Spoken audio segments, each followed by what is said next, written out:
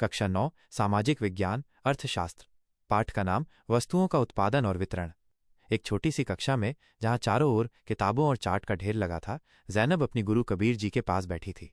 जैनब के मन में कई सवाल घूम रहे थे। उसने अपनी किताब बंद की और कबीर जी से पूछा, गुरुजी, ये उत्पादन, प्रोडक्शन और वितरण, डिस्ट्रीब्यूशन क्या होता है, और ये सब हमारे जीवन में क्यों जरूरी है? कबीर जी मुस्कुराए और बोले, बहुत अच्छा सवाल है जैनब।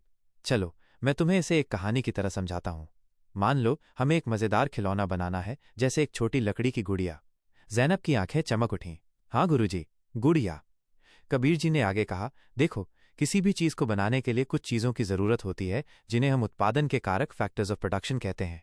ये 4 मुख्य कारक हैं जो एक गुड़िया को बनाने में मदद करेंगे। पहला, हमें भूमि, लैंड चाहिए। ये सिर्फ जमीन नहीं, बल्कि वो सब कुछ है जो हमें प्रकृति से मिलता है, जैसे पेड़, पानी और खनिज। हमारी गुड़िया के लिए हमें जंगल से लकड़ी चाहिए। दूसरा, हमें श्रम, लेबर चाहिए। इसका मतलब है वो लोग जो अपने हाथों से या दिमाग से काम करते हैं, जैसे एक कारीगर जो लकड़ी को तराश कर गुड़िया का रूप देगा। तीसरा, हमें पूंजी, कैपिटल चाहिए। पूंजी 2 तरह की होती है। एक स्थायी पूंजी, फिक्स्ड कैपिटल, वो चीजें जो लंबे समय तक काम आती हैं, जैसे कारीगर के औजार, आरी, छेनी या मशीनें। 2, कार्यशील पूंजी, वर्किंग कैपिटल, वो पैसा और कच्चा माल, रॉ मटेरियल, जो तुरंत काम आता है, जैसे लकड़ी खरीदने का पैसा और गुड़िया को रंगने के लिए रंग। जैनब ने बीच में टोक कर पूछा, और चौथा कारक क्या है गुरुजी?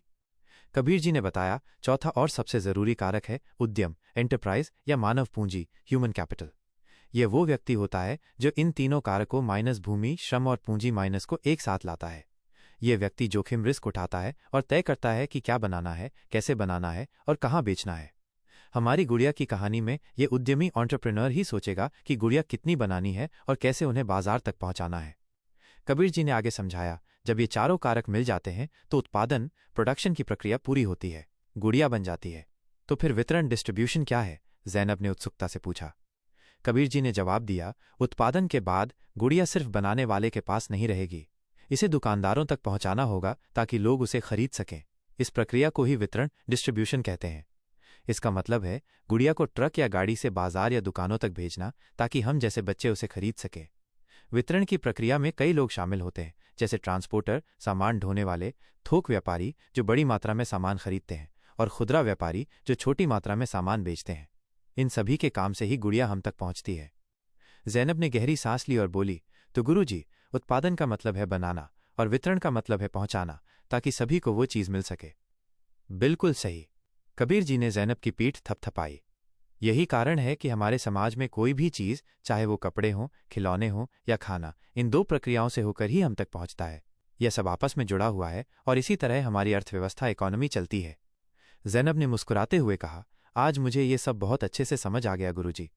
अब मुझे पता चला कि एक साधारण खिलौना बनाने में भी कितनी मेहनत और कितने लोगों का योगदान होता है।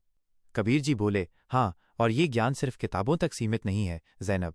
अपने आसपास देखो, हर चीज के पीछे एक कहानी होती है, उत्पादन और वितरण की।